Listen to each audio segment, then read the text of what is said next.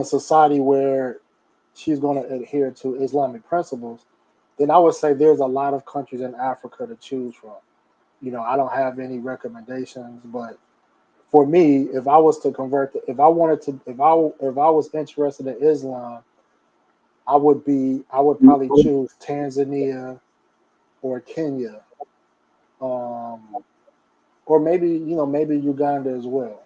You know, so what I mean. So you heard you're hearing the same countries in both scenarios. You're hearing Ethiopia, you're hearing Kenya, you're hearing Uganda, and then I would say on a lower tier, Tanzania and Rwanda. So you have the most options.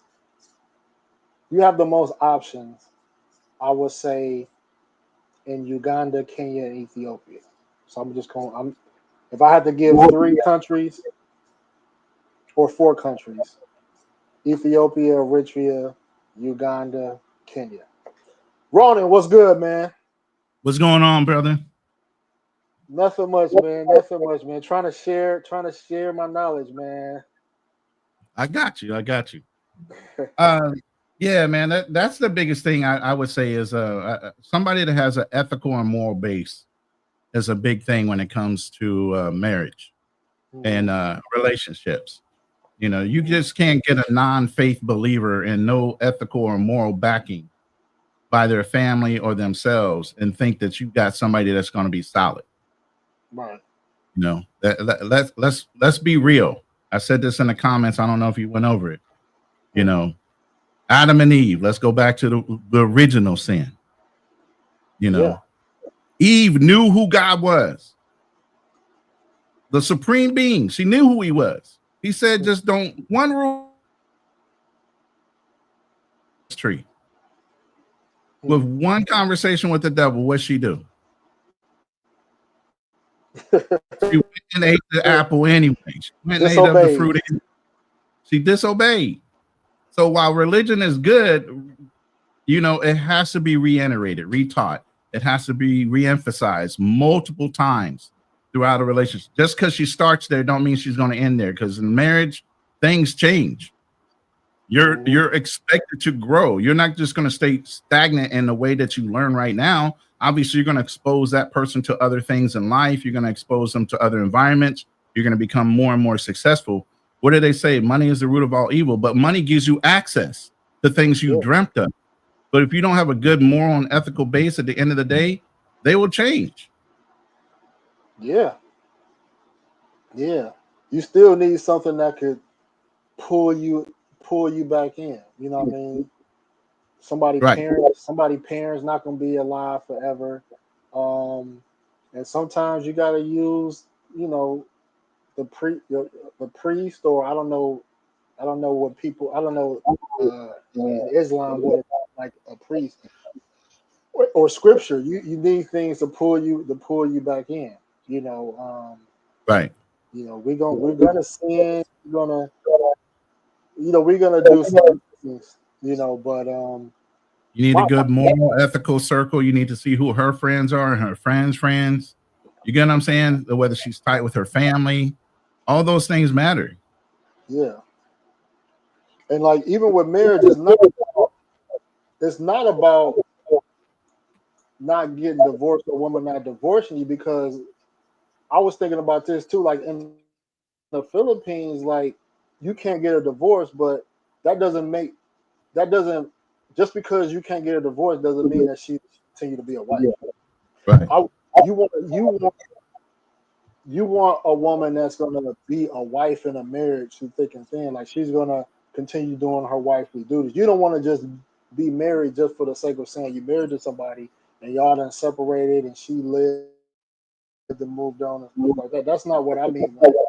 Not wanting a divorce. I want religion to say you need to keep you need to continue taking care of the home. You need to continue fulfilling his sexual needs. That is still maintaining the wifely duties. You hard on that sexual need, bro. Yeah, you can't. every discussion we've ever had, from one panel to another, yeah, that's a definite. You know what I mean? Look what look what a lot of us giving up for that. Like I could travel and smash crazy. Like I'm giving up a lot. You know, you're giving up access. Yeah, you know what I mean? Let me answer this question real quick. He says, since English is spoken in Eritrea, do you consider Eritrea women? Yeah, I mean they're the same. They're Habesha too. They're the same as Ethiopian women. They just had a civil war and just created, and they just have another. There's two countries now, but they're the same. They're the same people.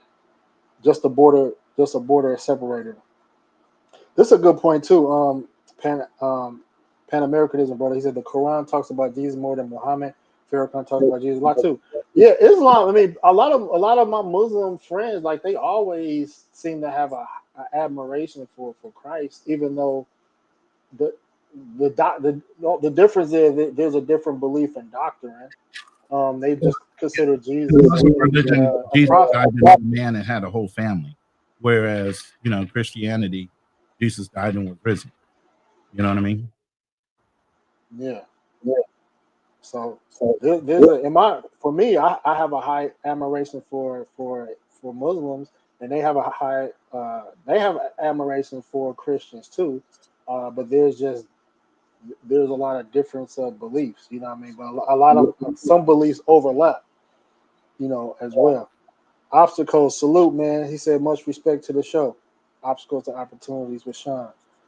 By the way, Obstacles lived in, I think, Africa for almost 10 years. So I don't know if he wants to come up and speak on dating in Africa and dealing with some of the women there, and whether he felt like they were, obviously he didn't pick one. So he's in Thailand. I'll be in Thailand too, man. Drew, salute, man. Pan African said, I used to be against religion, but the way humans behave, I see it differently. Yeah. And I'm not, I've never been a one to really try to really promote or talk about religion, but thinking about marriage and wanting a successful it has to be considered in marriage. Even the yoke thing is actually a fact. Whether it be non-religion and y'all are both into physical fitness and this, that, and the other, y'all still need to have some commonality in certain things in life to keep you aligned, or it's going to be a constant push-pull situation. And this is coming from two guys who've been married and divorced. So I'm a two-time offender going for a third. And, I don't know if No Excuse to cross that line again. I think he's just going to date real heavy. I got one more in me. I gotta, what I mean, I believe in, I got one more in me. You know what I mean? I got one more in me. I'm just gonna say that. You know what I mean? I vow to learn from my mistakes, learn more about myself, and I think a lot of things for me is that I didn't explore the world enough before I settled for a country that was more liberal than I expected it to be. But we live and we learn, man. Black said, bro, I feel the Ethiopian women are the most beautiful in Africa. Do you feel a passport bro can get a wife in that country?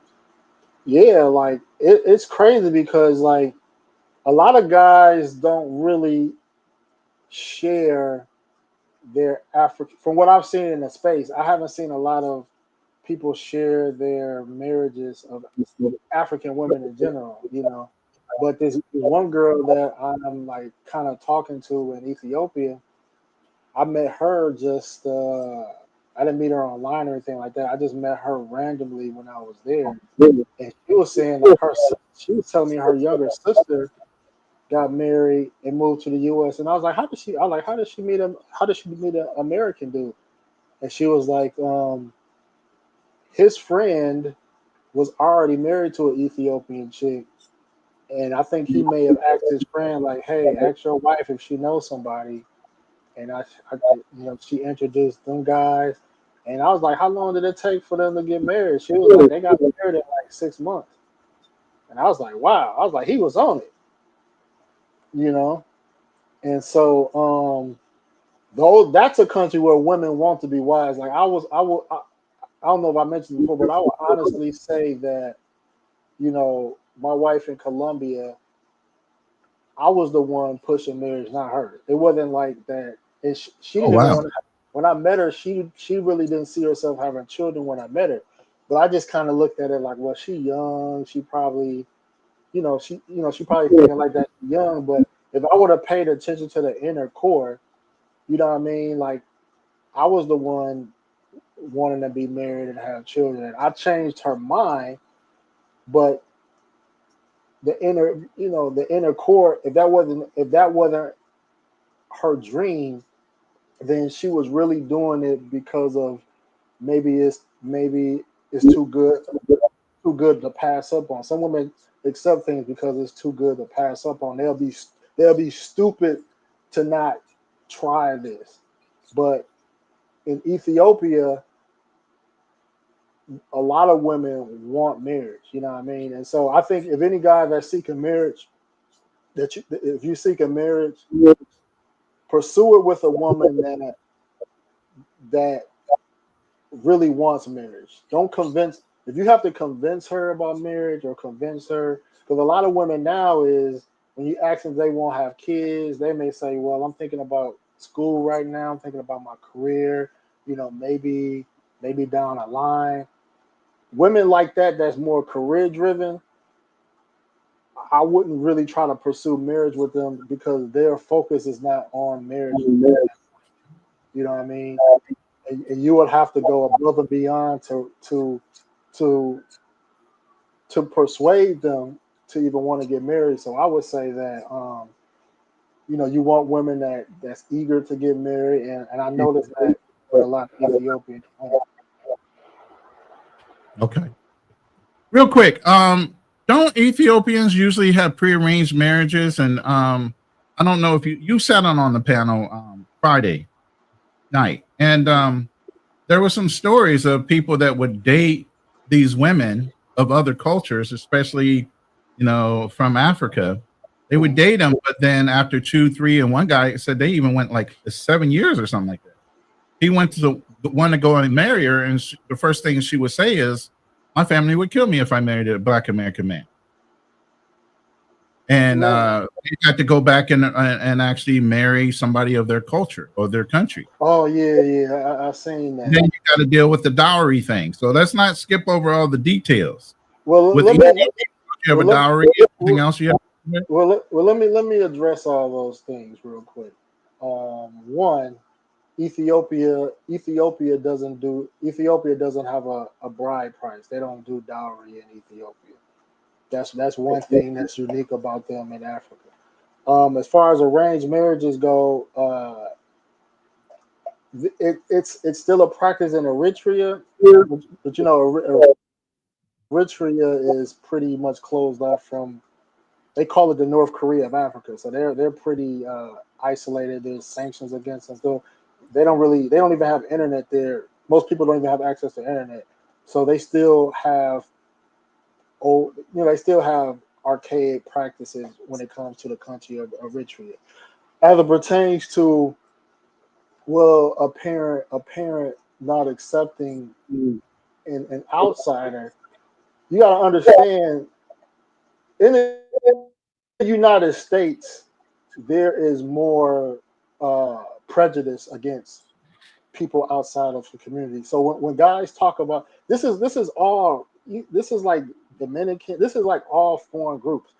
Your experience in the home country is going to be different than the United States. So when people say, well, this is how Ethiopians are, and they base it on the U.S., and Ethiopia is not like that. Like I've chatted with girls, and one was like, you could talk to my mom. You know, Now if you want to get married, the traditional process to marry is you have to have somebody, a representative. It could be your family, it could be somebody a friend, an elder. they go to their parents and say, this guy wants to marry your daughter. And, the parents, most women do want the blessings of their parents. Right. There's a lot of men, black men, that's married to Ethiopians out of Ethiopia. Could that happen? Those things may occur a lot in the U.S. Maybe because of it's a lot of reasons because of that, right? They're in the U.S. They see black culture. They have their prejudices, and then on top of that, some of these men, I don't even know if she might not be Orthodox either. She could be a Protestant Ethiopian. So I don't know, because if you're in an Orthodox church, like, you're visible. People see you every week. The family already knows you because they see you.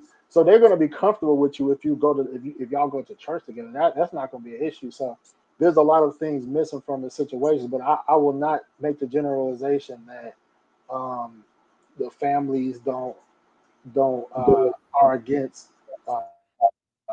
non-Habesha people marrying their daughter. I don't think you can make a general statement with that in my opinion. I'm just going through what Big Mike was saying, and I've heard the same thing from Ethiopians. And I would say that, huh? Ethiopians where? That's the thing I was about to touch on. You know, old girl, the brick girl, she's Ethiopian, but she's gone against her tribal or her religious beliefs and her cultural beliefs and the way she's carrying herself. And I think she's part of the rainbow community as well. So you have some radical Ethiopians that might be the exception to the rule, but and I would think that most Ethiopian, because they want to keep I'd hate to say it, they want to be as pure as possible when it comes to their ethnicity. We have to when talking about Ethiopians or Habesha people, and we can include Eritreans too. There are 3 types of Ethiopians: Muslims, Protestants, right, Orthodox. 3 different cultures. Right. I got that.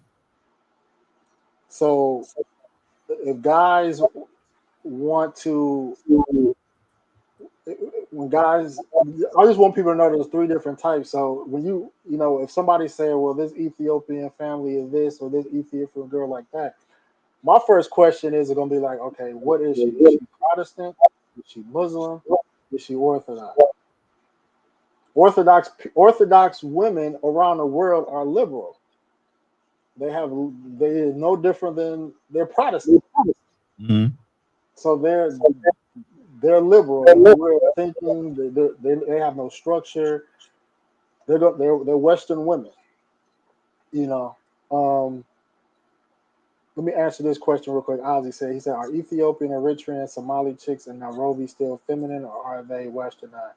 Nairobi in general, how somebody explained it to me is that if they were raised in Nairobi, they're gonna be feminine. Like this one guy said, they're gonna struggle with practicing their religion with their feminist ideology. Mm-hmm. Now he said that, like I said, if they're Orthodox, they're still gonna be grounded. Somali chicks, most of the Somali chicks are Muslim. They have their communities. They typically only deal with Muslims or people. They're hard to access, but I know guys that don't smash Somali chicks. But could you marry them? Probably not. They are exposed. When you live in Nairobi, you're exposed to Western. You do take on some feminist ideologies, and you said something real quick on the slide, like you wouldn't marry a Somali woman. Why not? No. Somali women, Somali chicks. If you're not Muslim, they're definitely not going to marry you. That's what I was saying.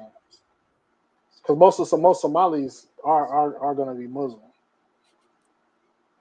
And they won't make an exception no matter what they feel about you. Because they got to get approval from their family. They got to get approval from their family. That's a process. I mean, you could probably smash. You know, they still want to experience things, but like if you're talking about marriage, and Somali chicks are bad. Somali chicks look better than Habesha women, man. Somali chicks are. I thought Rwanda and Somalia got the coldest chicks I've seen in Africa. The coldest. By far. He said, I heard Ethiopian parents don't want their daughter to make God. No, I don't think that's totally true. And like I said, there's different type of Ethiopians, so you have to be more specific when it comes to that. Yeah, that's the conversation I was having earlier with you about what Big Mike was talking about. So you just hitting it. He said, no excuse thinks he can just walk into Ethiopian culture without the issues. You will experience language, culture barrier, and also family not wanting you to marry.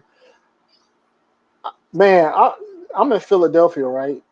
They have a Ethiopian community. I've attended it at church, and I chopped it up with some people. Like people say, like, you know, they cool as hell. They respect that you respect their culture and have a desire about their religion, just like any other culture, whether it's Colombia, Brazil. Like, you know, the culture, you like the food, the music, you into it. Like people love and respect that. And women be looking, they be checking me out. Trust me, brother. They, you know what I mean. So it's all about y'all just got to get the game, man. You just got to get the game, man. Now, yeah, is it gonna be some hate? Is it gonna be some parents that just want to see their daughter? Yeah, it's gonna be some. It's always gonna be. It's gonna be some parents like that. It's white parents that don't want to see their daughter with a black man. We don't, you know, we don't generalize white people. Go to Alabama, and you know, try to get with a politician's white daughter, and you just a regular black man. He gonna have an issue with that. You know. trying to get with one of Trump grandkids, you know, or family members, and you black. You know, they ain't trying to mix that. Yeah, you can be a boy toy, but you ain't gonna be nothing more than that. All right. He might said, I was told by an Ethiopian man I'm in DC that the reason why Ethiopian parents want their daughters to marry those to keep the culture intact. Yeah, that's understood. Like me being exposed to the culture, I could see why. Yeah, I got an echo on your. I could see why. At least from an Orthodox, like, because in Orthodox faith, you can't marry somebody that's in the same faith.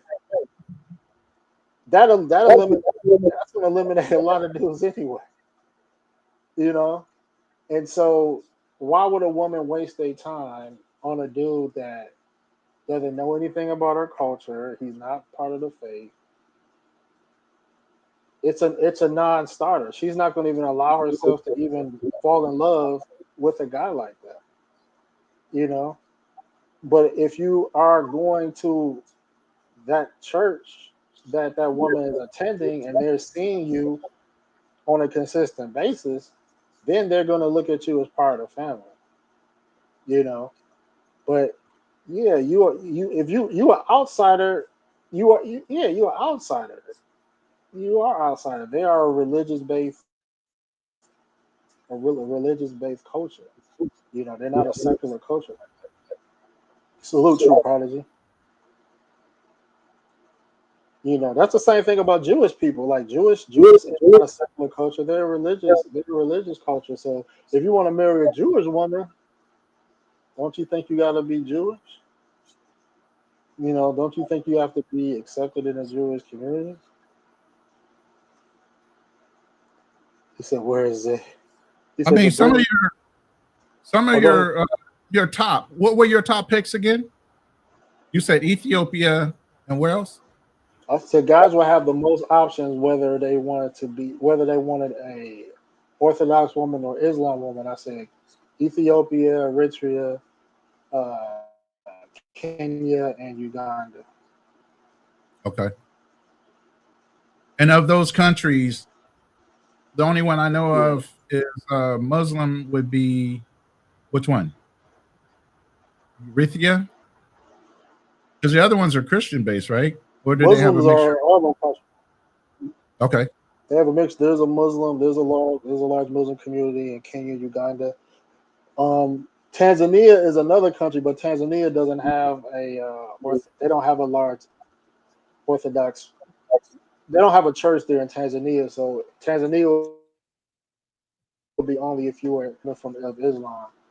Rwanda would be the same case if you're seeking one from Islam, but if you're so to me, it sounds like the best option you could be if you're a Muslim brother in America is to hit up Africa.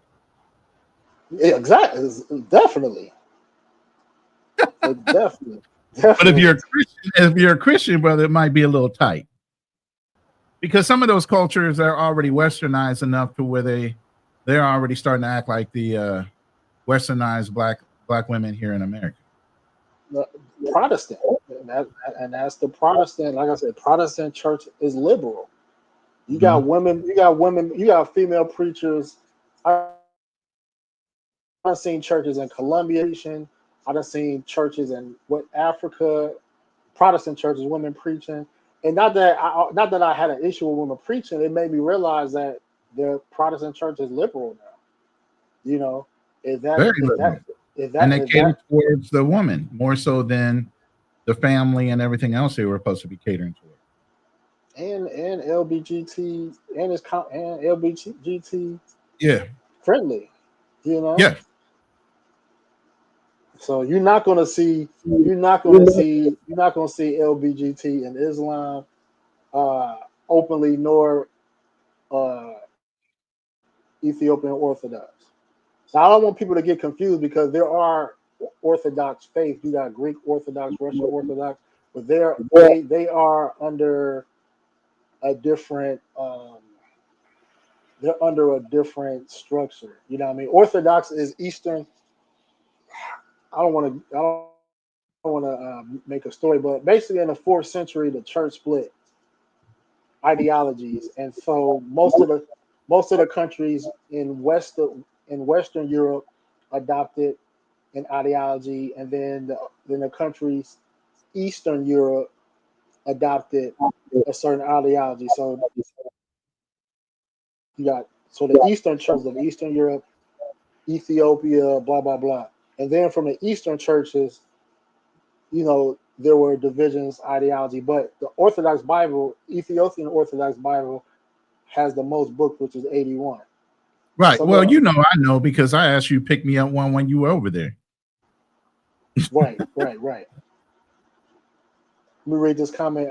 Salute to Kevin Rome. She said, "I'm rather have a Muslim sister as a wife, though I never get married or advise it. Seems like Christianity is centered around sex, while Islam is about serving your man." Just saying. Salute to that.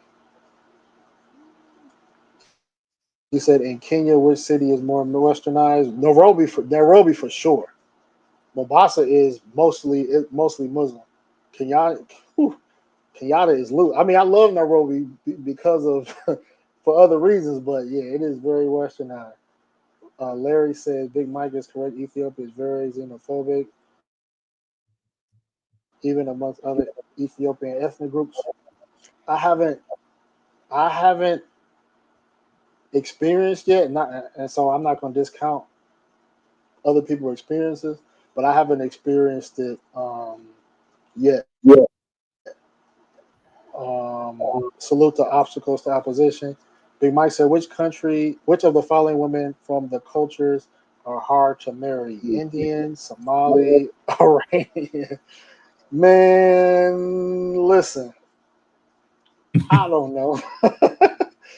I don't know. Hard to marry, what does that mean? I think all three of them, that's a setup. That's a trick question because there ain't no way any of those would be easy. Yeah. Especially Indian to Somali and then Iranian man, come on, Mike. That's a big setup. I mean, you might have a chance with Iranian, probably the hardest one. No, you wouldn't. No, I know a big Iranian community. No. No, you I'm would saying have. I'm saying they would be the hardest. Yeah. Iranian would be the hardest. Somalis, you might have a chance. There's Somali population. There's guys that are marrying Somalis in the U.S. in Kenya, but it depends on what religion they're in if you follow that religion. But I think so. Pan-Africanism said grown man conversation. Nice live stream. Appreciate that, bro. Man, obstacles, you could jump in, man. I'm just scrolling through some of the comments. I don't want to hold you. Just African. How long did you live in Africa? So I'm kind of curious on what happened with your dating life while you were there. It was fantastic. Shout outs actually to both of you gentlemen. I want to say that before I say anything. Respects to you guys. Right. No, it was amazing, man. Shoot, Austin. Well, I know you're a Marine. So look. I'm kind of being facetious because I know you're a Marine. You won't be able to handle yours, but at the end of the day, did you see anybody? Yeah, we're gonna eat regardless. Worthy to cross the line from just having fun to saying, "Hey, I can put a ring on this, maybe settle down." Yeah, no doubt. I only like to mess with those type of ladies, anyways. But most definitely, bro. What? Yo, I've been saying that before Austin went there. Now it's not like I invented it or anything, but I was saying before, man, it's an undiscovered paradise, especially for Black men. It's underrated. Like it's the biggest. It's underrated more than the video was about 15 years ago. And if you guys don't know much, that stock probably appreciated about 10,000%. So what I'm saying is that's how underrated Africa is, especially for the brothers. Like they're trying to find haven in all these other places, which, again, most people just stay with their own people. It's nothing actually, they don't hate you or anything. It's just mostly what they do. But when you go to Africa, you just blend in. So, and plus they assume you have the economics. And so the culture is mostly untapped. Big myth that most people thought was high STIs and STDs. And it's like, bro, it's higher in the Western hemisphere than it is in a place like Africa. Like most shorties still live with their parents and stuff like this. So it's a very interesting place. Like I said, it's untapped. They don't even have much access to the internet just because the data costs a good amount of money. So you know what I'm saying? As far as like, oh man, these girls are messed up from the internet. They're not on it as much. They're still on it. Don't get it twisted, but not as much just because of the data and how much it costs, and it's expensive. So it's a great place, man. I had great experiences, great ladies there, respectful, easy connection. It wasn't too much dirty macking from like, you know what I'm saying? Like, oh, he Black. Like, you Black too. So you ain't got to worry about that. There's still dirty macking. Don't get it twisted. Let's be real. You traveled in a different circle. You on the upper echelon. You were owner. You have land. Yeah, true that. And you were running a business. So your echelon of women are above some of these dudes that are traveling. Yes, but I would say you can still have access to them. Like, this is the problem, bro. Like, I met the girls just out in life. And I'm not saying cold game or none of that nonsense. But what I am saying is when you move about in life with a purpose and a mission, there will be women around. They are secretaries. They are assistants to real estate developers. They're just in the loop. I mean, they work too, right? They're in life too. And if you fancy a woman that's probably around something you fancy, meaning real estate or just a hobby at the country club, ta-da, you will see the pattern, you'll see the choosing signals. But if you're not if you're going always to the club and trying to find Miss Right, that's where you're just not going to usually hit the target of what you're looking for. You get what I'm saying? That's I the get problem. what you're saying. I hope they're picking up what you're saying. You didn't go to I know. All this excellent dating that you had, you weren't down in the red light district finding these chicks. What countries was you in real quick in Africa? So I would say the countries that I actually lived for a good amount of time, that means like 6 months or more, mostly a year is the average time, which would be Kenya. And then, of course, South Africa. And out of all places, Niger, not Nigeria, but Niger. And then Senegal. And those were the prominent. I traveled to other ones, but those were the prominent I spent like a good amount of time in. And I would say a year average. Okay. Place, so what's your thoughts on I mean, I don't know if you ever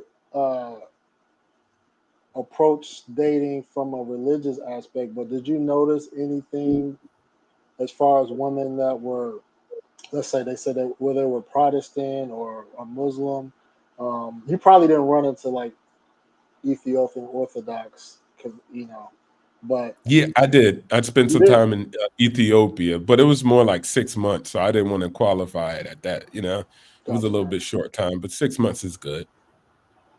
Okay.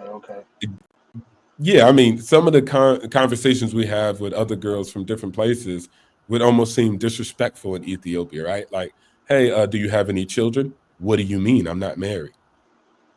Like, you know what I'm saying? Because of course, having kids out of wedlock, the rate is not as high, right? So of No. course, they're kind of like, I'm going to get married before I have kids. But in our converse, in a different culture, it's like, hey, do you have kids? And they're like, oh, no, yes. You get what I'm saying? There, it's like, no, not really. We don't do it like that. And so I would say I did have experience, and I experienced the cultural aspect, but it didn't really hold a lot of women away from me in gaining access to them. It depends on how you approach that relationship, right? If you're open to their religion, open to understand what that brings with it, right? But of course, all people are people. So initial is attraction and energy for women. And so if they have that, they'll work from there, right? They'll bust down the religion and see what you think and what you're about. Did you run into a lot of Muslim women in Africa? Yes. They were super good, cool. Like I really Okay. appreciate them. Any Yeah, especially in Kenya, surprisingly. any distinct differences from Muslim women versus non-Muslim women? Yeah, of course, how they carry themselves on a daily basis. I think that was the biggest difference. Like, if you could just look at it, right, on face value, you're going to say, okay, cool. They dress different and carry themselves different, which is important too, my guys. Like, right? Like, we know the importance of creating yourself as a easy target or a hard target, right? And so if you're dressed in a particular way, good amount of men are going to not approach a woman with craziness, right? If she's dressed a particular way versus you got them tight yoga pants on, you're going to probably get a higher thing coming at you. So just off the face value, it's in the way they carry themselves. Okay, gotcha. Yeah, man. I spent some time in South Africa, not as long as you, but I spent some time in South Africa. That's a very liberal country. Whew. Very Is it liberal. ever? I would say more liberal than USA, man. So yeah. In a lot of ways, yeah, it is. In a lot of ways. So that's basically what I want to. I kind of want to open guys up to is just that if you're looking for a wife, I believe that marriage.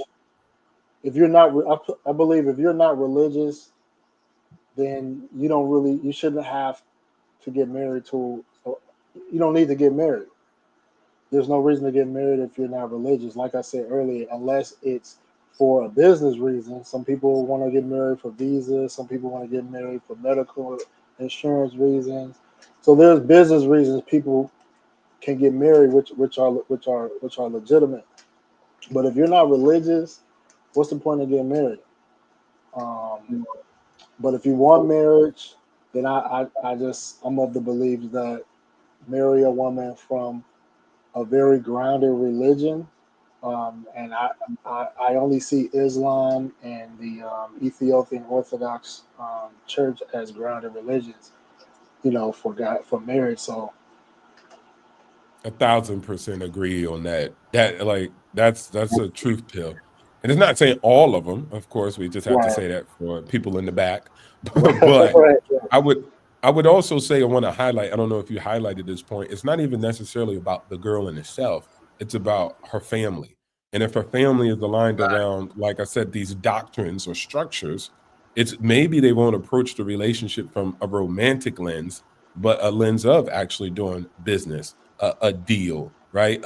What you are gaining for marrying their daughter. And then also, what are you offering? And if you could come with good terms, meaning you're a well-constructed individual and you've done the work on yourself and have things going, that family will see it and respect it and then want to do a good bargain with you. And then for me, let's say my experience, if you go to a country that doesn't have those groundings, right?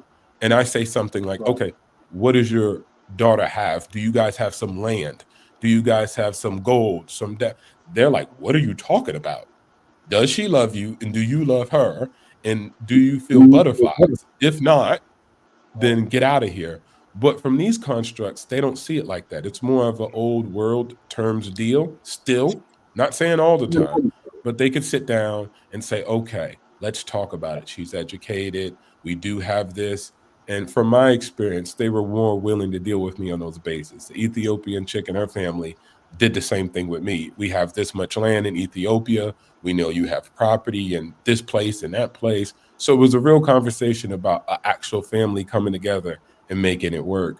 And so that's what I would say. The good thing about Islam and Ethiopian Orthodox, they do have this element in the process of courting and coming toward Exactly. that marriage.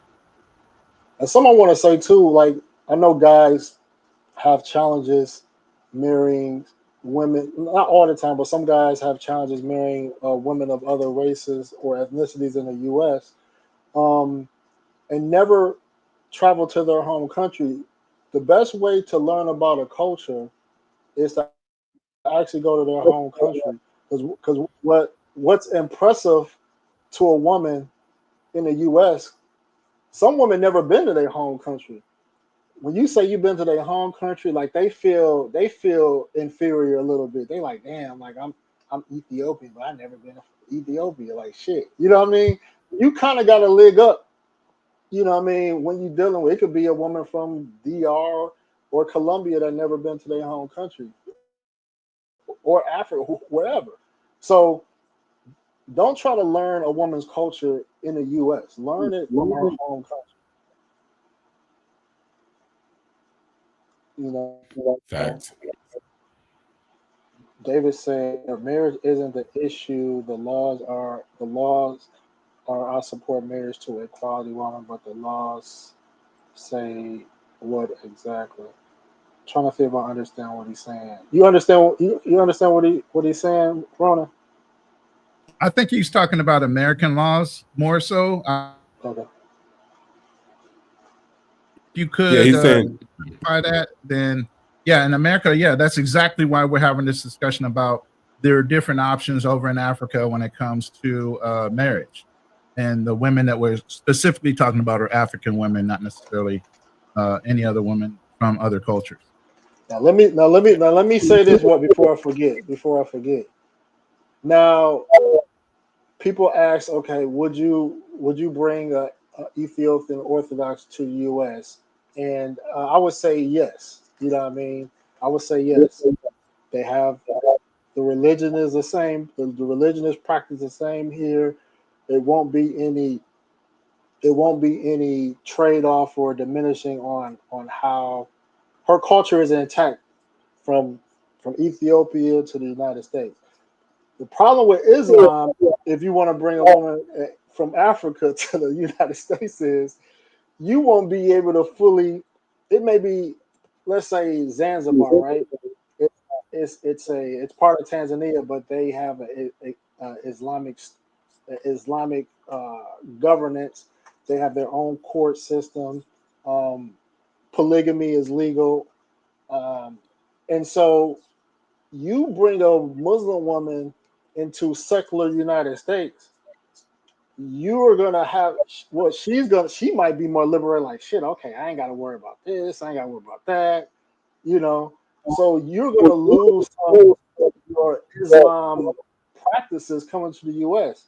So it's almost like what's the point of bringing it to the US if you're not gonna be able to fully you're not gonna be able to practice Islam to the fullest extent in the United States, you know.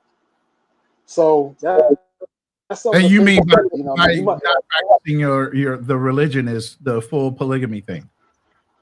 I mean, polygamy is one. That's an easy thing I can put out. But the only other example, because I don't know Islam like that. I don't know what U.S. laws restrict. But I know Sharia law. I know Sharia law is not going to U.S. You know, Sharia law. You know, I don't know. Sharia, let me just pull it up instead of me speculating. But I know Sharia law limits women on education. Um, they have to wear a hijab. They have to be covered. Let me see. What is some Sharia law examples. But yeah, you'll be kind of limiting yourself bringing a woman to the United States. Now, I mean, if there are a lot of Muslims that move here and live here, do they still practice things underground here? Yes, but it seems a little risky. The 5 law of Sharia. Yeah, I wish I had some Muslim brothers, man, that could really give me some really, really good pros and cons of Islam in the U.S. versus in another country. You said, Big Mike said, if you are at a disadvantage if you bring your foreign to the U.S., I had to move to Chile for my wife, keep them there, or else she would be influenced and changed. Yeah, I mean that's the best solution.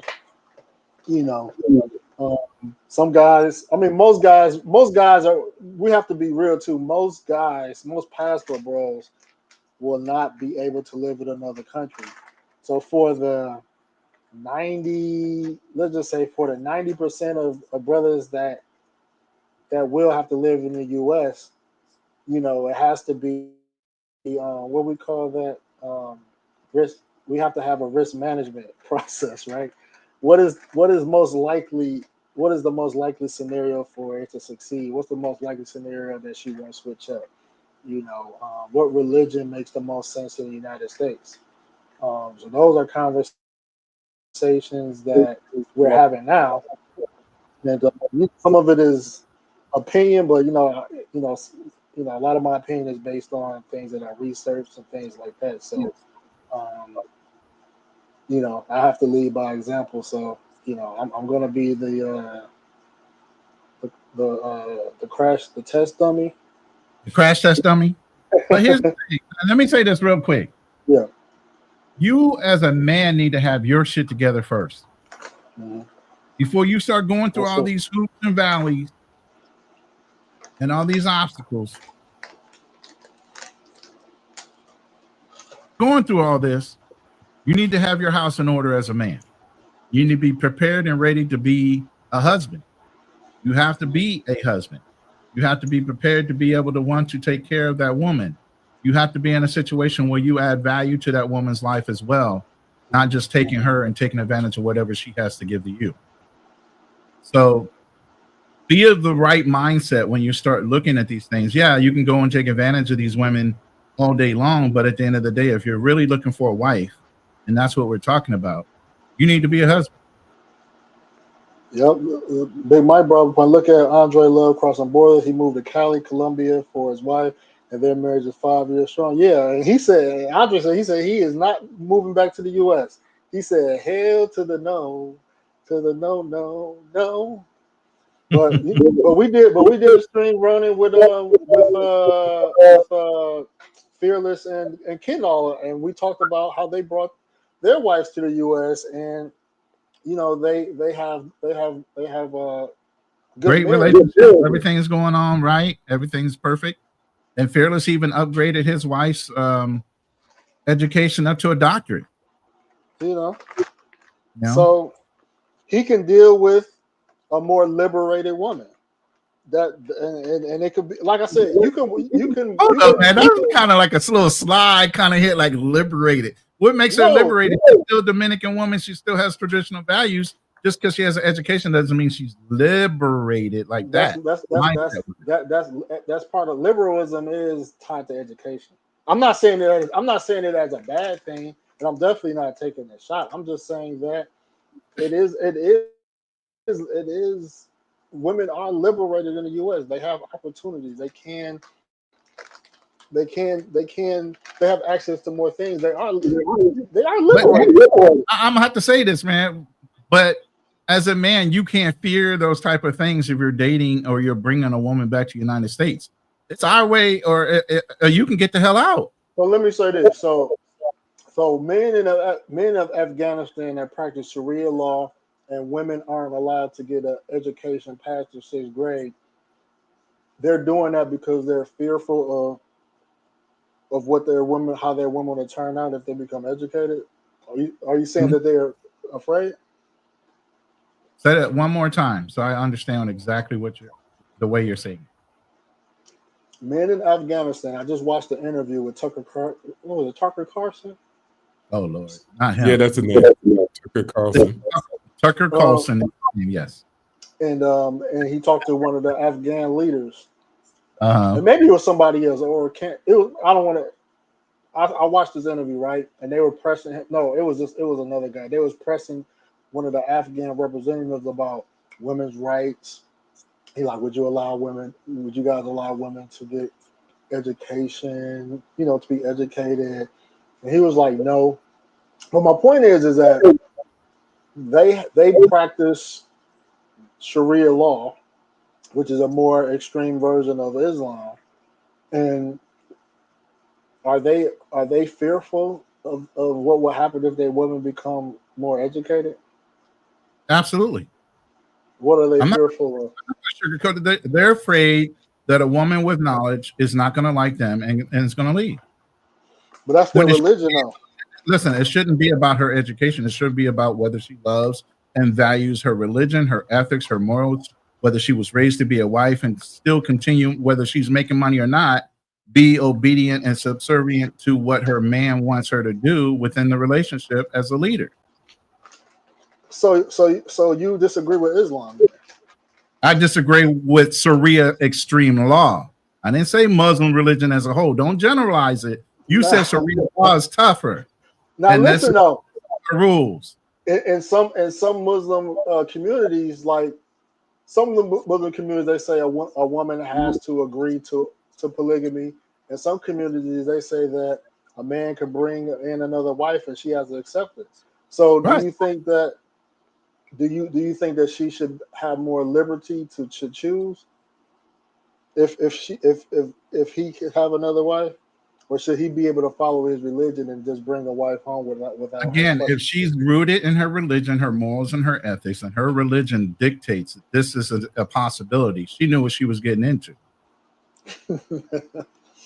I'm not saying that she lied to herself if she went in denial of saying, nah, he would never want anybody but me. You lying to yourself at that point. That's your problem.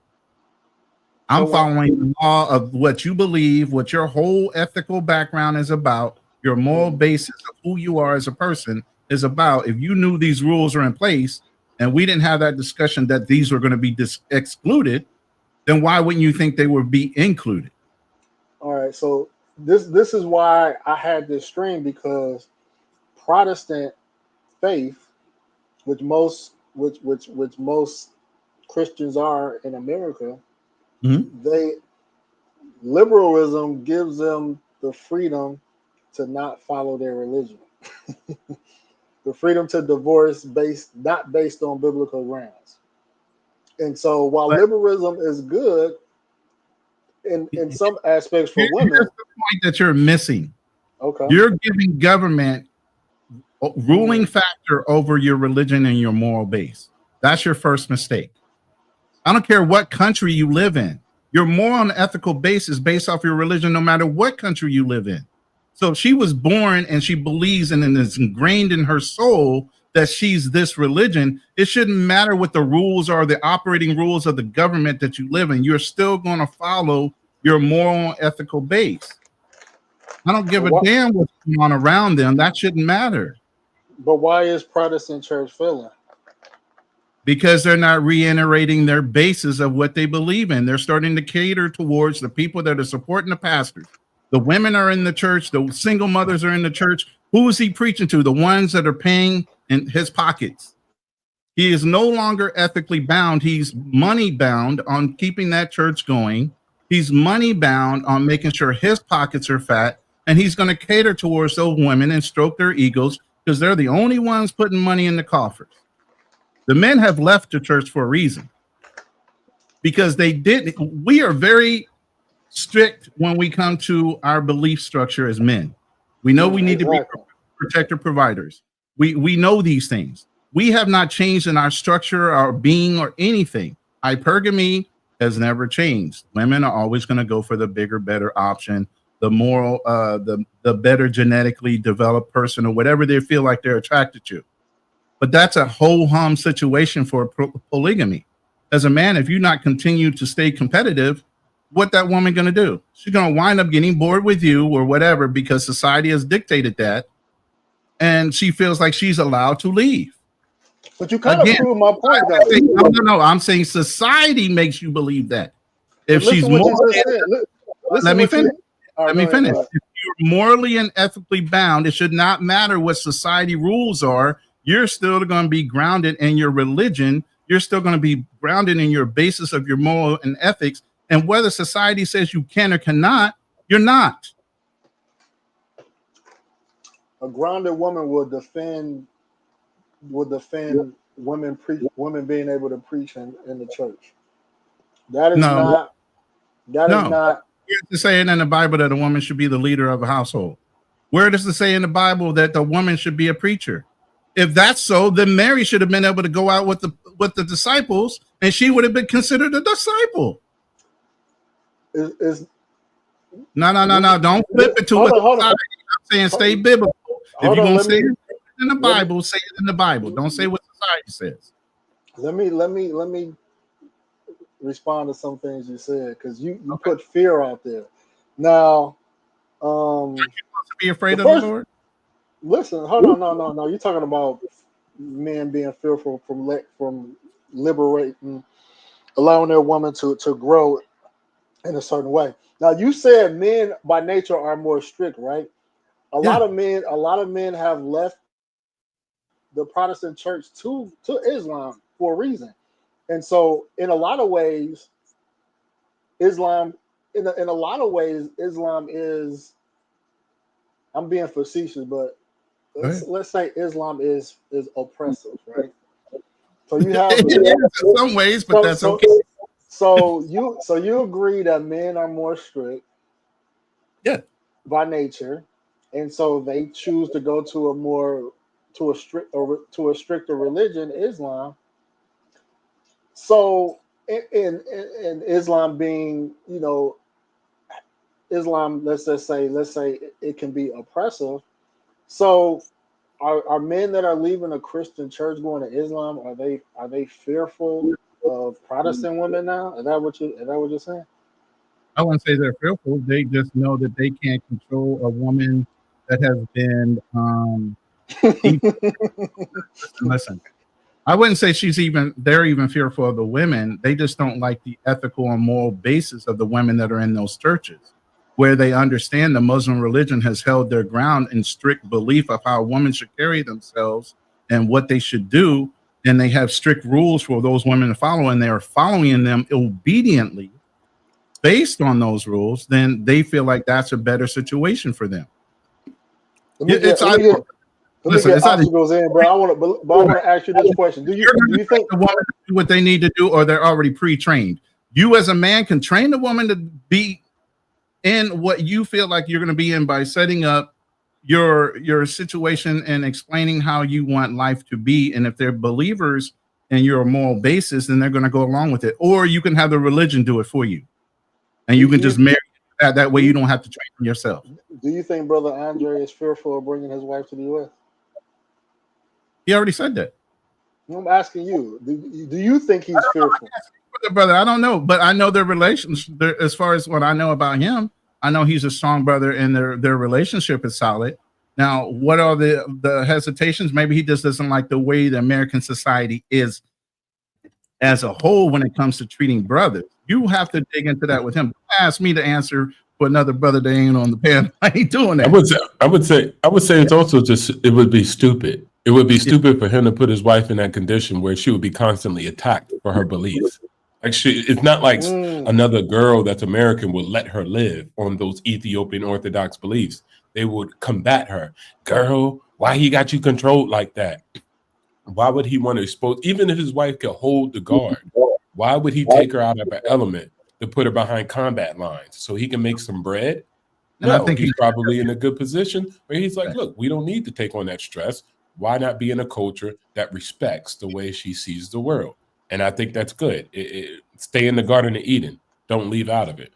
But I would say, just going back to the Afghani man and there's all this nonsense, like I just think too, I've lived in many countries that were Muslim and they followed Islam and etc.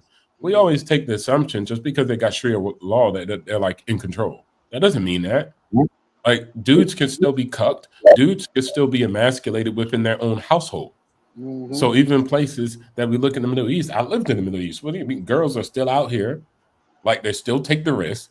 They're still out here on the dating apps. They still hooking up. There's no amount of laws on the books. And so now you're like, well, they can't go to school. Well, they can still conquer men in the household. And I guess we just don't realize how many different types. Every man's not an alpha man, even if the society sets it as a standard. In his household, a woman can still control him with the box and other things too, like love, intimacy, affection. And so just because you got some laws on the books in your favor doesn't mean that another human being can't find other ways to assume the power in the household. So when you even go to a Middle Eastern house, who's in control? They could point at mom and say, mom, you know, like mom still got daddy in control, regardless if it's Sharia law or not. So I think that's like, it helps, don't get it twisted. But I just think it really depends on the situation. And as we look in all countries, women really have that control in a lot of countries and cultures across the board. Just because in the UAE, women don't work and they can't drive, they still get chauffeured. They still have access to Mercedes-Benz and BMWs. So I would say they live high quality lives, even over the men that are sitting there with all their traditional garb in the desert trying to build a desirable city, while women are at the spa living their best life. And so net, it just depends. But I would say that at the end of the day, I think you just have to find what's most beneficial for you and then find that place. And then I say also just stay in that place unless you have to uproot somebody and take them back to the States. Don't complicate it. And as far as women reading or not and stuff like this, I would say, as Roni was saying, be the best man that you can be. Education and her being able to read shouldn't deter your goals and your accomplishments. I just think often in some countries, not only the West, education can make somebody feel like they have more fighting power against you. Like, you know what I'm saying? I'm smarter than you now or something like this. And I would say just be careful of those type of women. I stay away from those women, right? Like overseas, my experience, I met many girls who were educated, but they never used it to gloat. It was a thing called being an adult, not a thing of a flex. And that was a big difference from the West and other places. Girls would be like, yeah, I have an education. I went to college, but I'm not a teenager. You know, like it was just like, I'm not here to brag. It's called living. It's called reading, you know? But in the West, it's like, well, I got this. And that means, you know what I'm saying? It correlates to me being at a different higher class than you, right? And so you have to be careful of that, not necessarily the education in itself. You get what I'm saying? Because you as a high value man, any man in history have only married women. And I'm talking about marriage since this is the main subject, right? They only married women that were of equal standing or higher. All times. Julius Caesar was dumb. Genghis Khan was dumb. Okay, what kind of man do you want to be? You want to be a peasant who does want a woman who can't read? Or do you want to be Julius Caesar who marries a woman that could read and write because he needs a partner that can also watch the throne? Right. You see what I'm saying? It depends. If you're like, no, I'm just a peasant, then okay, cool. Married a girl who can't read. But even amongst lower class in all societies, they still traded on that same level, right? They had to have the same social, political, and economic status. They still practice like that in many places in Africa and the rest of the world today, India. So I would say sometimes we get cartoonish with how we see the world, but it's really still on the fundamental basis, tick for tack. There's no hypergamy. We both equal each other out. I think, like I said earlier, like everything you have to really know your personality type is. Like I say this all the time. Just because we're gonna use Brother Andre for example, just because why you keep bringing up? Just because him and his wife are compatible, or just because Fearless and his wife are canon, you know, they have good relations. It doesn't mean if I was married to those women that I would have the same outcomes as them. My personality may clash with them, and I might push them to divorce because of who I am. But I understand myself well enough to know what my personality type meshes with. Like I said all the time, certain guys we're gonna use people that we know, like Fearless, or let's say Fearless. He may have more options because his personality type may be may his temperament and personality may be more received by more women than I am. Whereas my personality type and my leadership type, it may limit me to a smaller pool of women. And so while it might not be a good idea for me to bring a woman to the United States based off of my personality, it might be different for a guy with a different personality where, he may not push her away due to his personality, and then to the lesser of what they say, the path goes, electricity goes through the path of least resistance. So women are going to go to where they get the least resistance. So if you know what I mean, so it all depends, man. Like, everybody ain't meant to bring a woman to the United States. That at the end of the day. That's facts. And it is based off of leadership style, and how involved the woman is and what her basis. Like I said, everything starts off with your basis of your moral and ethical beliefs, how you were raised. And some people are rebellious in even those. Like I said, my second wife came from a family where her father and mother are still married, almost 50, 60 years married. They're in their 80s. You know what I mean? So even with that, and a clear example of what it takes in order to survive that long in a married relationship, she still never experienced life on her own. She stayed within a protective marriage with her father, which had strict rules. Once we got married, obviously she started to be able to grow more. And one of her realizations was, again, society dictates, oh, you should have had some independent life. So now you got to go out and figure that out for yourself. Not more than 2 years later, guess what? I want to come back. Fuck you. That's why with my whole fucking chest at that point. Because we were married 9.5 years. This is why my whole chest. This is why I'm putting an emphasis on religion, because I know my personality. Money ain't gonna probably keep me and a woman together. Sex, I need something strong that's gonna keep us together. A woman that got to deal with me, religion is the only thing that's gonna keep us together. So, it's not gonna be no other mechanism. So, if that's the only thing she gotta, that last thread of hope is religion. I gotta be with a woman that's a part of a religion. That's I want more than religion. If I'm going to be with a woman, it's got to be more than just religious reasons. That should be your basis. You still need to be an individual. You still need to have desires for me and us growing together and doing things together and wanting to be in my presence until my dying day. Right. The religion ain't going to just get you over like that. You need to have all different aspects of that desire beside for my desire and love for God. Yeah. Because that's failure. Even this girl I'm learning from in Ethiopia, she was sharing something about her pops, and she was just saying that she highly reveres her father, but she said he disappointed her in a lot of ways. And I was like, how? She was saying that, he was kind of got daddy issues. He was kind of, this is important. She was saying her and her mom, like, they always try to press and encourage him to advance his career so he can make more money for the family. And she kind of basically, in a nutshell, kind of said that, he has been stagnant. He didn't want to. He was comfortable in his job, with his income. And so I've seen that situation, even in marriage, where a lot of guys, where women constantly want to see guys ambitious and reach, right? Because women feel like if Here I comes had your education, if I had your education, if I had your opportunities, I would do. Some women feel like I would do better than you if I was in your shoes, right?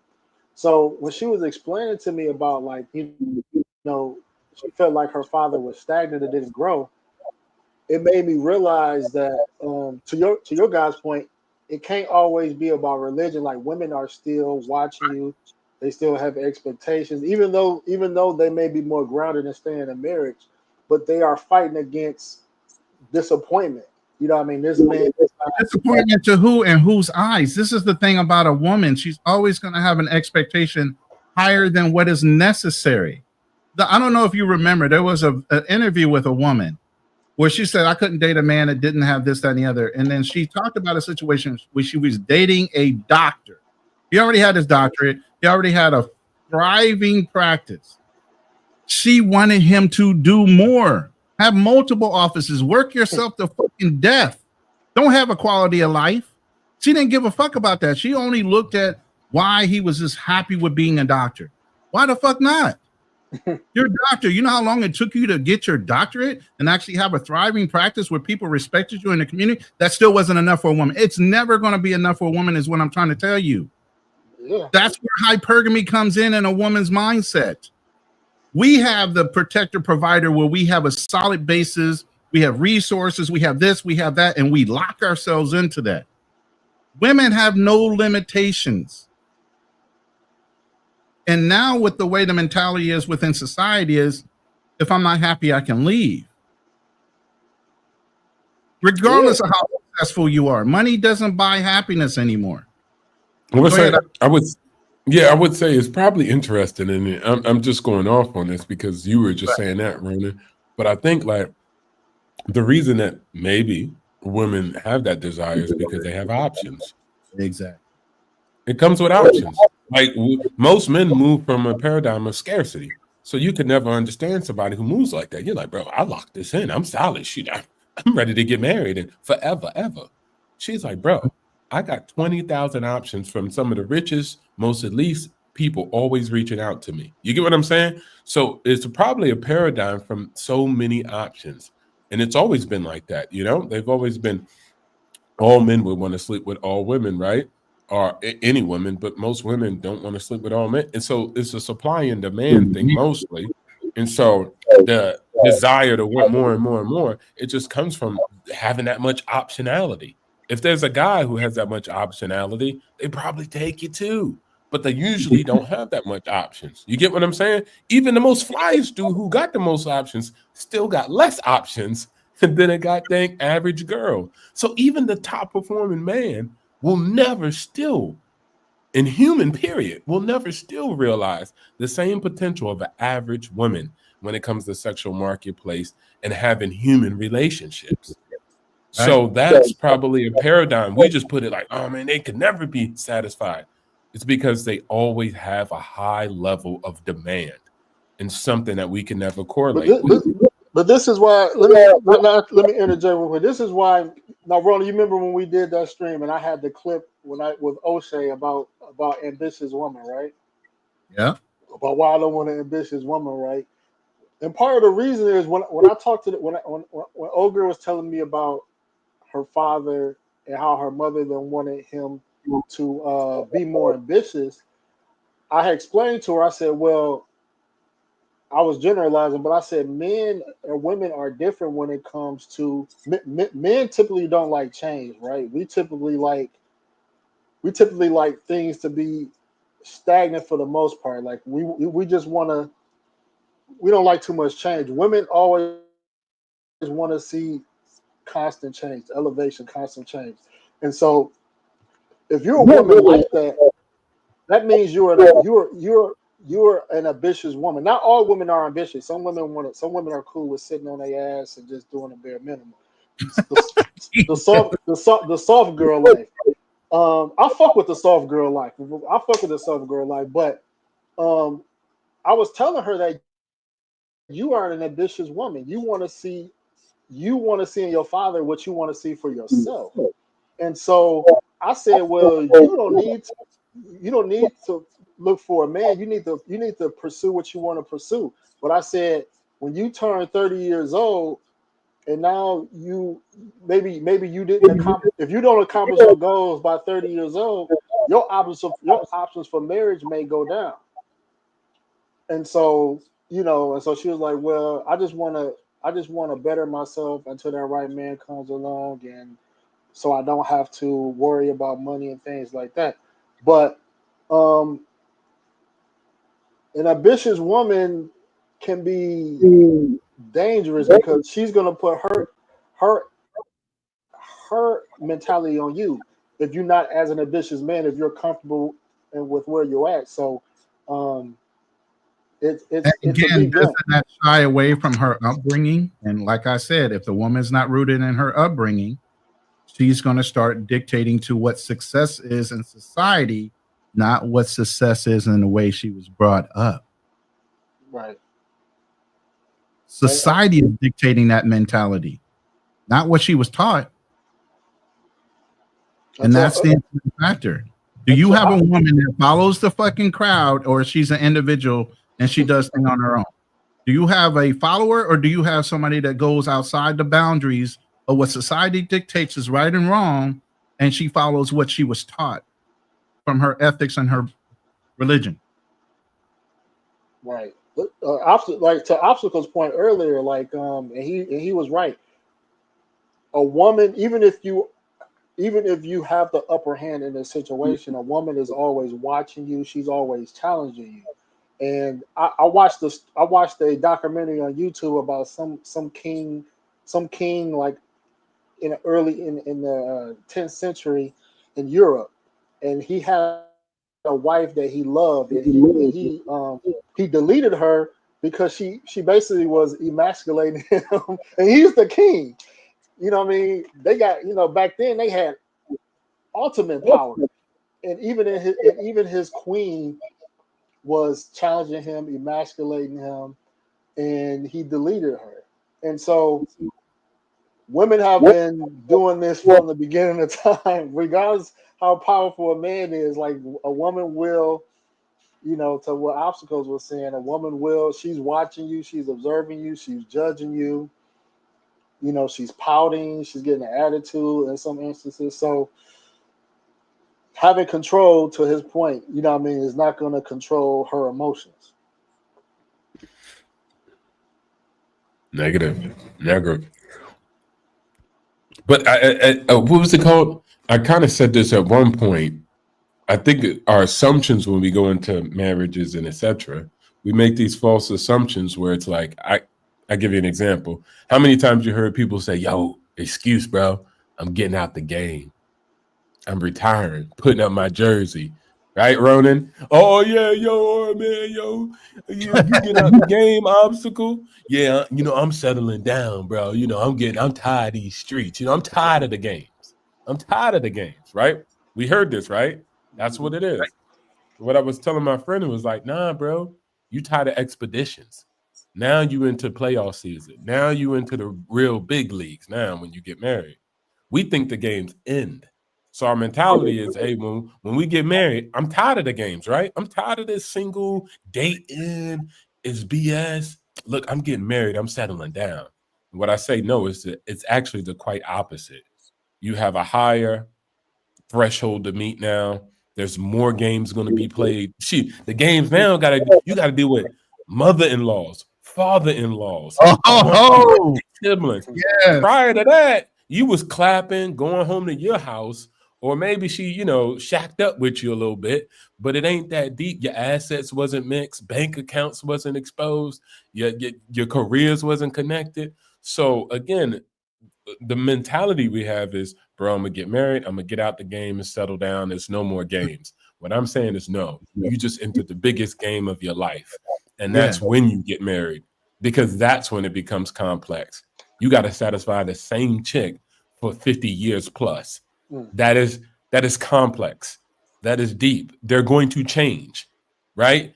Their desires, their wants are going to redirect. They're going to evolve as a human, maybe de-evolve as a human. You get what I'm saying? So this is a roller coaster ride. This is not something This is my retirement. We almost see marriage as a retirement. Like, man, I'm about to get in there and just cruise, collect Social Security up in this bad boy, and then I'm good. Nah, bro. You're entering the workforce when you get into a marriage. And if you know that, then let's say you'll be more knowledgeable and more prepped even, because now you're coming in it with a different angle saying, I understand this is the biggest game of my life. Let's get started. Right. Because now instead of just dealing with your personality, your morality, and everything else, you got to deal with not only hers, but like Obstacle says, now it's the family game, the interaction with how she deals with her family, whether she lets her family influences her, whether she has friends that are influencing her as she grows. Why is your man doing more? This person's doing this, that, and the other thing. Girl, this guy likes you still, and he's doing better than your man. You got all kind of outside influences. Is your girl a follower, or is she going to stand 10 toes down with you? Yeah. And I remember I told a brother one time, I said something, and he was like, I was like, bro, you don't think your girl still likes 6-packs? Right. I don't even care if she took on weight herself because she had a kid. Well, that's hypocritical. She fat. It don't matter, bro. A fat girl still like a 6-pack. But what he was seeing, he was like, bro, I never even thought about it. I'm going to be honest with you. And this is his honesty. So shout out to him for being honest. He was like, once I got my wife, right? I was like, well, I don't need to hit the gym no more. Because I hit the gym to get girls. Now I got the girl. And so you see what I'm saying? That was his thinking. And then boom, he in the marriage, right? And so, of course, him and his wife are separated. But what I was saying was, see, bro, that's you lacking. You thought it's time to put your feet up and eat Cheetos now because you married. That's not what it is. That's what I want to do. I want to put my feet up and eat Cheetos, man. I'm just joking. But yeah, I'm away right now. What you think? I'm over here, my girl cooking for me to make sure I'm healthy as fuck. Are you kidding me? But this is a good topic though, because like let's say you obtain a wife, you have respect, you know what I mean, she's solid, you know what I mean, family backing, religious backing, all that. Now you have to you want her to be happy in a marriage, and so now we're kind of talking about things you should do to keep, for your woman to be happy, whether it's staying in shape. Some women do expect you to continue to improve. You making 6 figures, that's cool. Okay, let's shoot for 120 next year. Women actually, American women push you like that. They try to encourage them. They say, okay, baby, that's a good job. You're making 80,000 a year. You know what I mean? What are we gonna do to get to 90,000 next year? They want to, even though 80,000 might be cool, you might be like, shit, we good. I get a little raise every year. We decent. Like, why is you pushing me? And so I struggle with it. Like, it's a struggle when a woman is she's trying to encourage you, but she's pushing you, but it's really on us is pressure. She thinks she's encouraging, but it's pressure because it's not like pressure because she's not saying it just to be, if you don't do it, it's okay. Like, she's saying it as a warning, like, nigga, like, because sometimes when people say something, they may be joking about it, and they may lightly say it, but it's really, are you serious? It's wink, really wink. Right.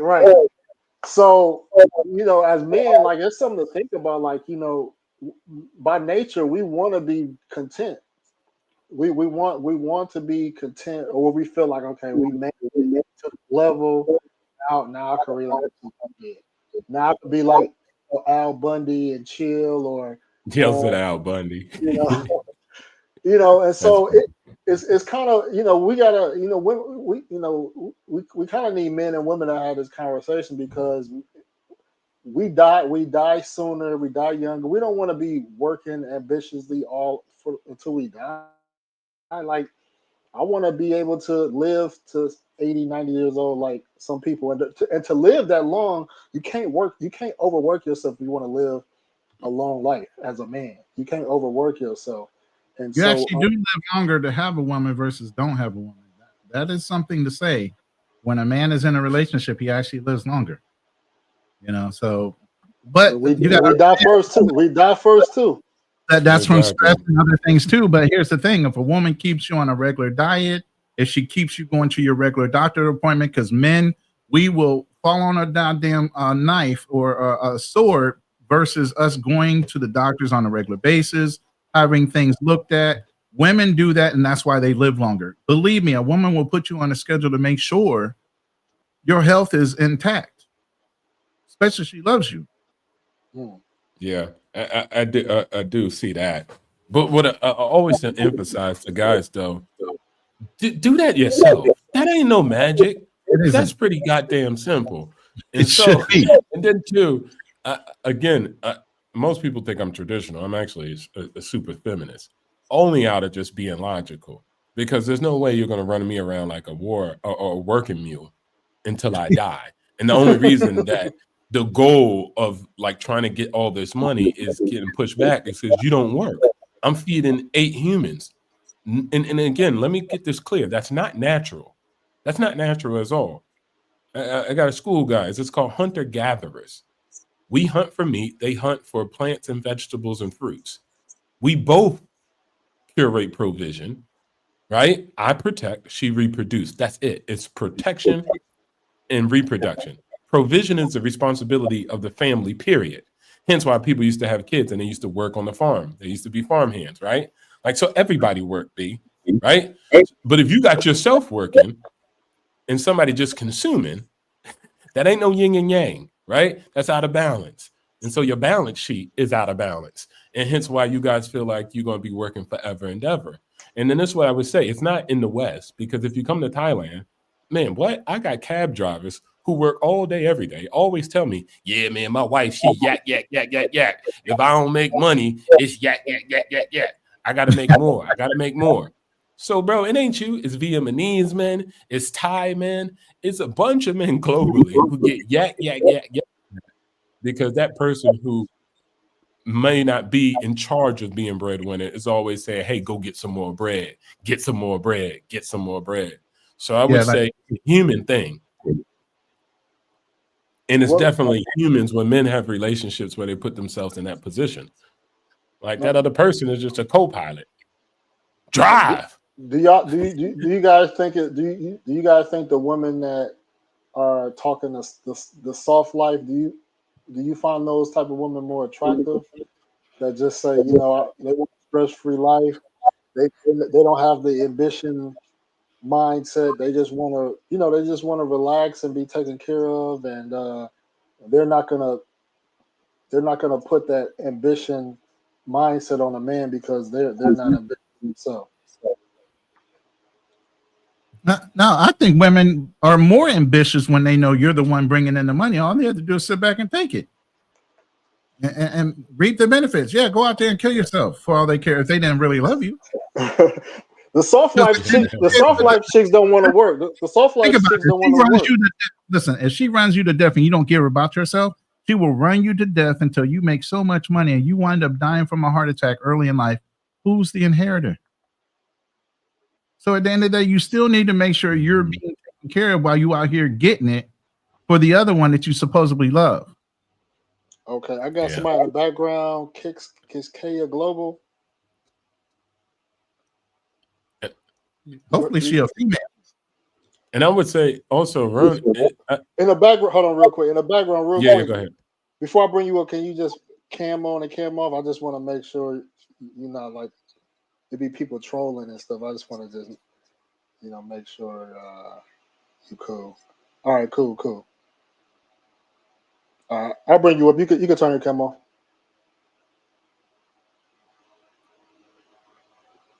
All right, hello? Yeah. Oh, what's good, man? Chilling, brother. How y'all doing tonight? We all good, man. We all good, man. I hear accent. Where you from? Yeah, I mean, I'm just joining in the conversation. I was born and raised in Haiti, grew up in Florida from 9 years old. I'm 33 right now. But in recent times, I've been traveling in Africa. I've been following the brother, No Excuse, for a while, though. But I was in Kenya for about a year. I've been Senegal, Gambia, Morocco, Egypt. I spent some time in Tanzania in recent times. So I've been following the conversation. A lot of it is relatable. a lot of the topics, Okay. but I just never really came up. But tonight I decided to come up and just, introduce myself and whatnot. Okay, cool, man. So what you got any opinions or commentary on things we talked about so far?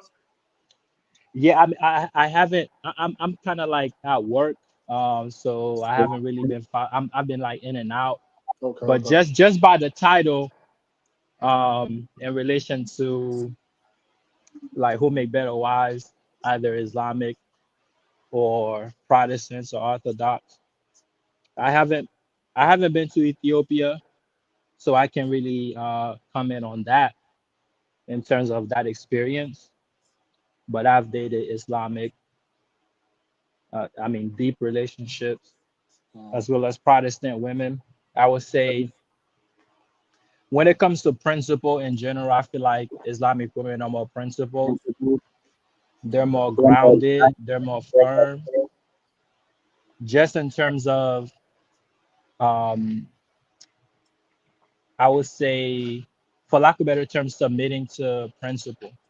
Mm, Um, Protestant women, I've been with a Protestant woman. I've been married to a Protestant woman before, but we're no longer together. I mean, I've lived with a Protestant woman, like, of course, being married. right. I would say, I don't know, they're not as strong when it comes to family values as we would think. Right. I mean, especially this generation. I'm not gonna say all Protestant women. Let me just say that because some people will listen to my statement and think, oh, he's just making a blanket statement. But I'm not saying all Protestant women are like that. But based on my experience, I mean, I grew up a Protestant. Right. Um, they're not as, I don't know, just firm. Like I said, I've been in a relationship with Islamic women.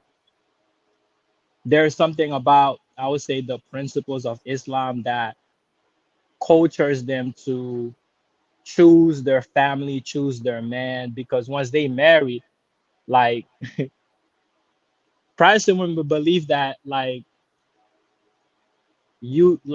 marriage is not really as, I don't know, there's grounds to, I mean, I don't know if we can curse in here,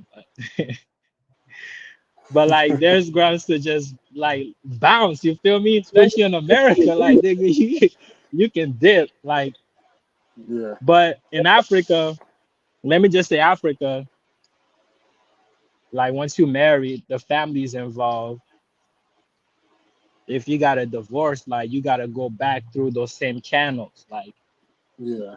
if you went to the elder, you gotta go back to the elder as a man, go back to the family and let them know like you putting away this woman. Like she don't, I don't know, but if other people have experienced that, but they don't just leave just because like they feel a certain way. You know what I Right. mean? Like I think in America we go by feelings more than the principle itself of what that status actually means. So like if you And, feel that you're not being like emotionally intelligent, or like you're not holding some part, then like she move on to the next thing, you feel me? Or just, but in Islam it's not like that. You know what I mean? they But allow mm, themselves to for what I've observed, women in those faiths like Islam or even Orthodox, they allow themselves to be vulnerable, meaning that they will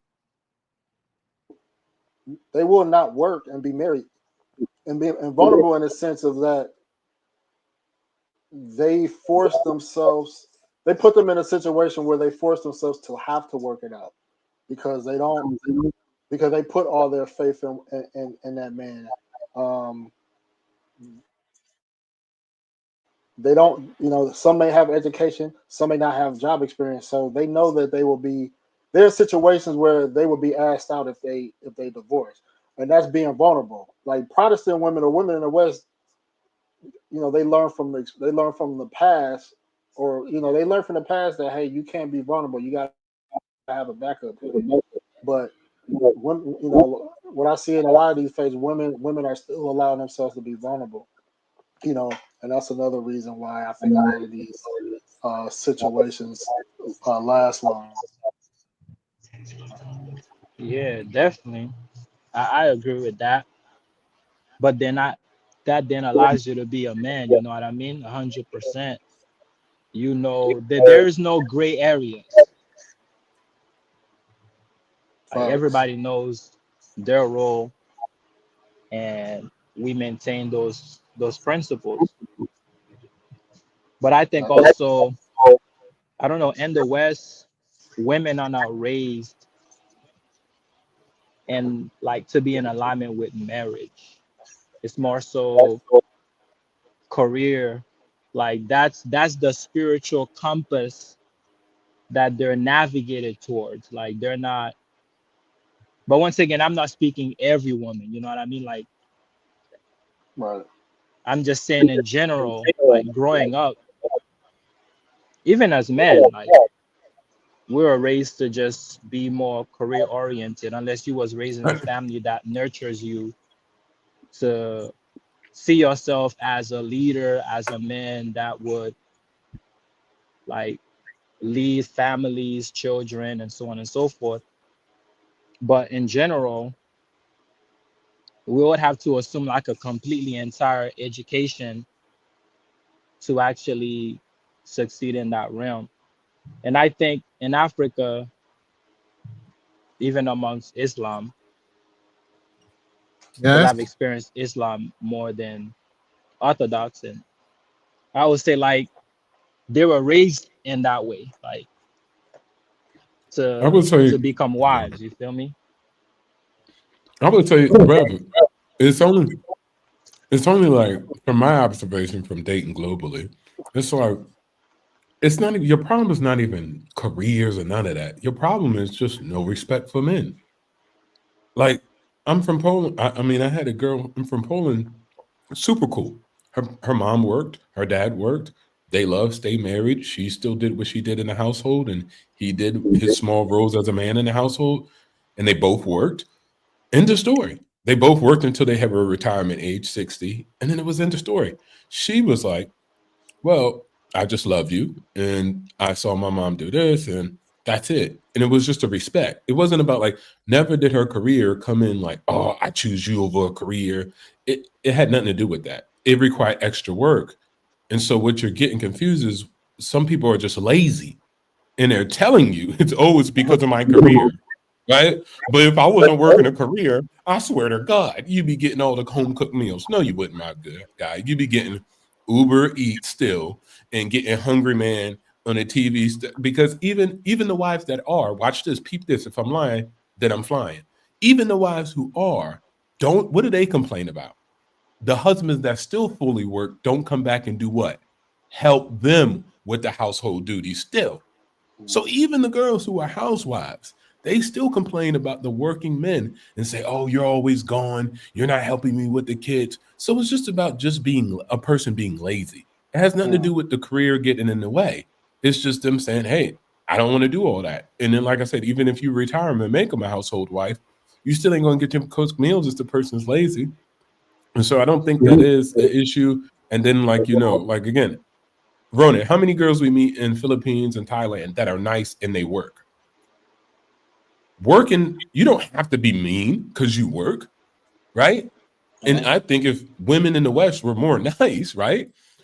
Why do you have to be tough? You think, okay, let's say if I snap my finger and made all the women feminine and nice in the West, what do you think will happen? They all get beat up by men because they'll take advantage of them because they're too feminine now? Right. That's a lie. That's just rude people making up some excuses for their narcissism and their inability to be a nice, respectable human being. Well, I gotta be like this. Man, I gotta call you a ninja excuse because I was born in the world And it forced me like, bro, you can get much further with what? Honey. Yeah, nice. Yeah. Right? You can catch more bees with honey. That's something they would tell us, right? Kevin Samuel say what he's saying. It's like, well, your tone, be nicer. Okay, well, let me tell you something. Try the same shoe on yourself. Be nicer in the world. And then watch how things would change. And I think it's just an excuse. It's just an excuse for saying, hey, I'm not feminine because the world won't allow me, or I got to go to work. When you could go on the entire other side of the world and see a bunch of women working and they're nice in real life in a real way. That's true. That is true. Because there's no way, imagine a cop pulling up and then you're feminine and some men are going to take advantage of you now because you're too feminine. Come on, cut it out. If anything, other men will beat that man up because they attack the feminine woman. You get what I'm saying? So it's like you never lose being feminine. That's true, man. That's true. It's a lot of things, to look for, especially vetted, man. How ambitious she is, how feminine she is, religion, family. Some guys might be like, man, it's just a lot. It's a lot to just kind of like absorb, man. But hey, let me say this. Mm-hmm. Before you come together as a husband and wife, you all both have individual dreams and goals in your life. Now, some women are raised to be wives, but yet and so they still have dreams. Their dream does not start and end with being just a wife. Especially if she's a person has been trained to be a good wife. Mm-hmm. She's got hopes and dreams and everything else too, to go along with just to be your wife or whoever's wife. So you have to have that understanding too, is what are your hopes and dreams? Are they in alignment with me and my hopes and dreams? And are you going to support me while I'm making the majority of the bread? Mm-hmm. Support, are you going to support me as well? So at the end of the day, it works both ways. You got to be able to pick a woman in an African culture that's going to be not only a good wife, but a good support. And like, hey, my wives knew we were at a corporate event, whether I was standing next to them or not, they were still promoting me. Mm-hmm. They still knew how to key in on certain things and talk or become a resource for me while I might be doing something with maybe one of my colleagues or something like that. You should be able to walk away from your woman and not worry about her necessarily getting snatched up, but also supporting your business if she's there in that capacity. She's just not supposed to be a good-looking thing on your arm. You don't want a stupid woman like that either. You want somebody that's going to be an asset to you right along with being your wife. Yeah. And I would say, watch this, Ron. Traditionally, men were what? Men had no problem with leaving a wife. Like, hey, I drafted the papers. We're divorcing. And men had no problem with disowning kids. But for some reason, today, that's your biggest problems. That keeps most men in a conundrum. Walking away from their wife, walking away from a mismatched woman, right? They matched wrong. I'm not saying the woman's necessarily bad, because there's some guys who are like, I love a woman to tell me what to do and whip me into shape. And you know what I'm saying? Like, some guys really like that. So I'm not even condemning that. So there's a partner for a lot of different people out here. You know me? Like, some guys are like, yeah, I want to see you hook up with another guy on that Diddy stuff. So net, that's them though, right? But what I'm saying is that also you have the ability to walk away and have the ability to disown. And it doesn't mean you failed or anything like that, right? You just have to detach yourself from a mismatch. And I think sometimes we don't realize we don't do enough, what is it called? Filtering, processing, investigating, and seeing who we're taking on as a partner. But I get it, because we also got a limited supply, right? So if you do have a high filtration and you ain't got a bunch of people coming through, then you're going to have a problem at the end of the day. But again, you're going to have to figure that out, how to get more people to come through. And that's usually building yourself up. And that's why men going overseas, somebody said this, I can't remember who, but you almost become a high value man just by moving overseas. And you guys just don't realize that. If you were a local man on that same BS, you'll have problems too, just like local men do. But you don't realize that you're coming overseas and automatically upgraded to a high value man. Facts. Well, fellas, man, let me get some closing statements from you guys, man. I'm gonna wrap it up, man. If y'all want to give some takeaways, man, I know we talked about a lot, man. Don't everybody fight to be first. I'll go ahead and go first because I'm the least experienced in Africa, more experienced in the relationship part and looking for a good woman. But I definitely, as a Christian-based man, believe in being evenly yoked, and that's not just in religion, but it's also in the way you believe on how she was raised to be a wife. Different families raise different people, raise their kids different ways as far as quote unquote being a wife.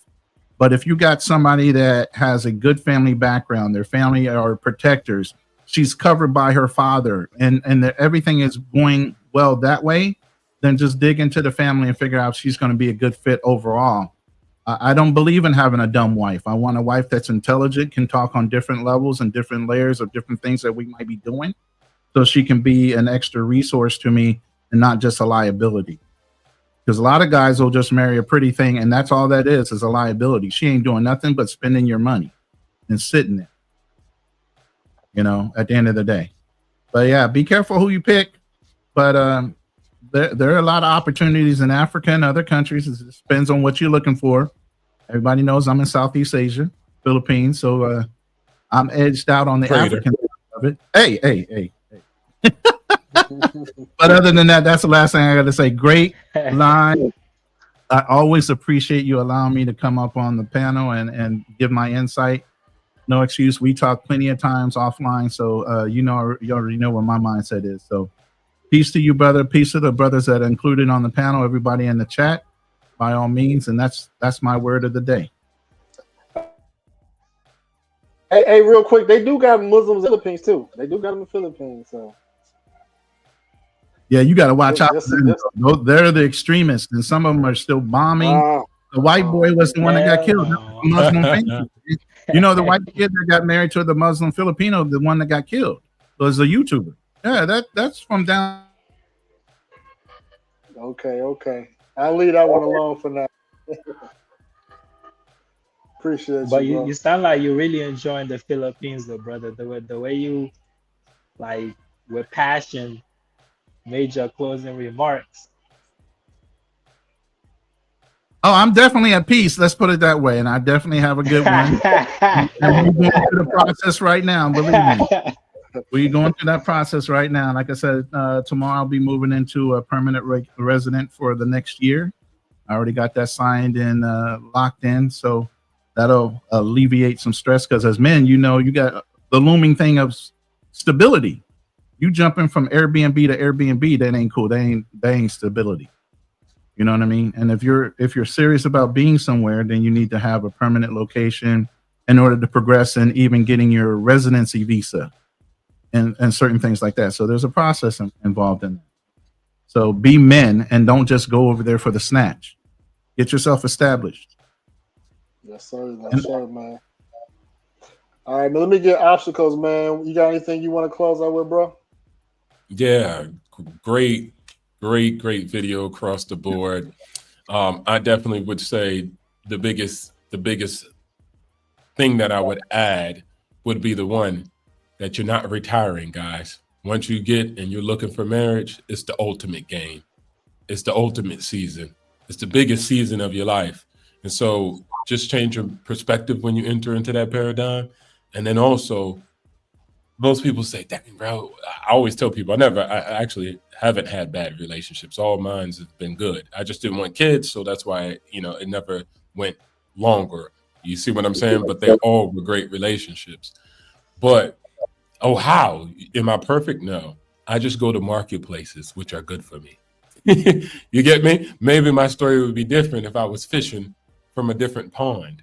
But I've always seen from my traveling that, dang, the fish are popping over here for me as a fisherman and for what I'm looking for. So again, going to the right marketplace, looking in the right demographics. Everybody does it, from Google, from Apple, right?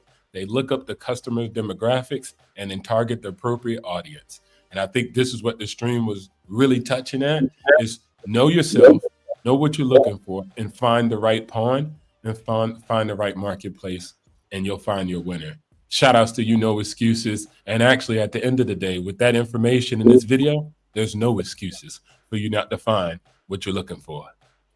Hey, go ahead and throw that little bar in there. Just look at it. Just threw that bar up in there. Hey, man, the homie, man, Kicks Kaya. You want to close out with anything, man? Yeah, well, first and foremost, man, thanks for allowing me to come on. Like I said, I always watch your channel.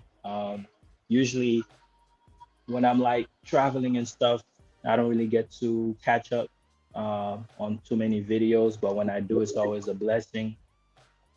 Keep doing your thing, my brother, and keep spreading the light. I mean, I agree with the closing statements of the previous panelists. One thing I'll say, just take your time, man. Anyone out there searching, take your time. Travel to as many countries as you can. Learn the different cultures, and first and foremost, have a knowledge of yourself. Know yourself, because once you do, then you'll know exactly what you're looking for. Like when you're working in your purpose, you know what it is that you want to do, where you want to be at 5 years from now, 10 years from now, 15 years from now. You're able to make better decisions.